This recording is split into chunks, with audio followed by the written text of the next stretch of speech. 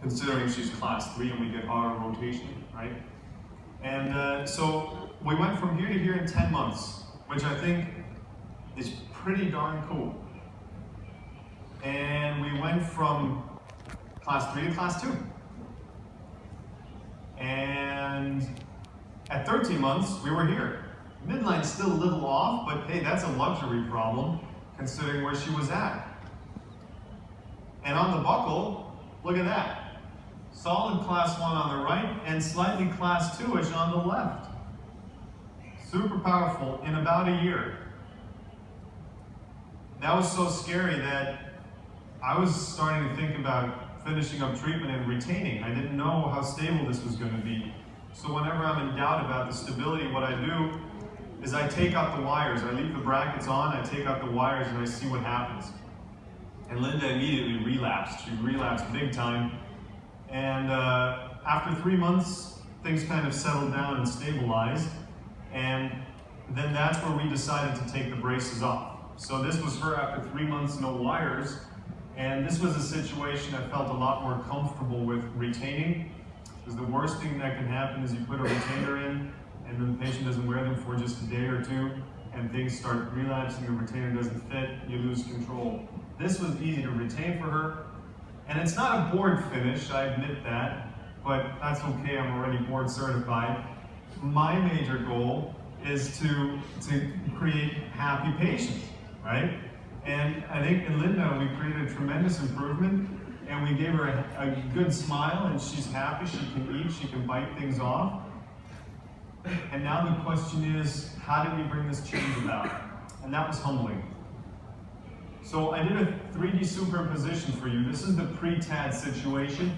This is the post-treatment superimposition. And because she's non-growing, I can use some mid-facial landmarks and do a best fit superimposition there. And so what I did is I realized that de Klerk has plates in the maxilla and the mandible, and I only fixated the upper teeth. I should have done something about the lowers too, TADS on the bottom of some sorts, because look what happened. A lot of the bite closure and retraction actually came through vertical change and extrusion of the lower incisors.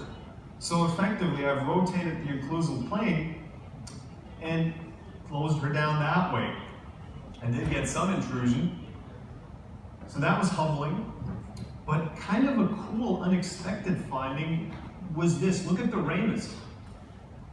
Blue is after treatment. Can you see how the ramus came back about 2 millimeters? Incidentally, that's exactly the same amount that de Klerk describes with his approach. By wearing class 3 elastics, obviously, you can do something about the mandible, bring it back. Him and Lucinda from Michigan talked about remodeling the fossa and the condyle. I don't necessarily believe in that. I'm a prosthodontist too. I did prosthodontics before I did orthodontics. And hey, I know when I push the mandible back, it'll go back immediately. No remodeling there. Why? Well, we have retrodiscal tissue here, okay? And so, I don't know that we remodel anything. I know that we just distal position the mandible.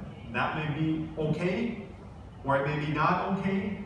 I don't know that. She did not have any TMD issues before or after treatment. So in her case, it was certainly okay, but I don't know that we get any remodeling. I have yet to see any good evidence of that. These articles are all circumstantial. I think we're just pushing the mandible back with heavy class 3 traction. And we did that a little bit more on the right side because we applied more force on the right than on the left side.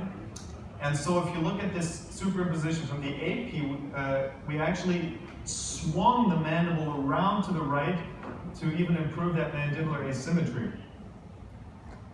But whenever you bring the mandible back, what happens? You affect the airway, right? And so I did a little airway analysis, and that is the true problem with class 3 traction, I think. You can almost visually see the difference in airway space on this lateral view. But when I do a 3D airway analysis, I realize that I collapsed the airway by about 10% with class 3 elastics. So everybody talks about airway now. I think it's really important. I think airway is going to be the next TMD in orthodontics. We're going to be totally over-treating stuff, and we're going to get sued for that eventually, at least in the US. But I think it's good that we're becoming more aware of it. And one thing you have to be aware of is that Class 3 traction has the ability to reduce airway size. And today I would have treated Linda very differently. I would have done maxillary palatal TADS like I did for intrusion, and I would have done buccal shelf TADS to retract the lower arch. So 4 TADS, 2 in the maxilla, 2 in the mandible. No intermaxillary elastics to not affect the actual mandibular position. Linda snored before treatment, she snored after treatment. You saw she was kind of thick. So I don't think we caused a problem here, but it's something to be very aware of, okay? And so the judgment is up to you. When I look at this case, the improvement is huge.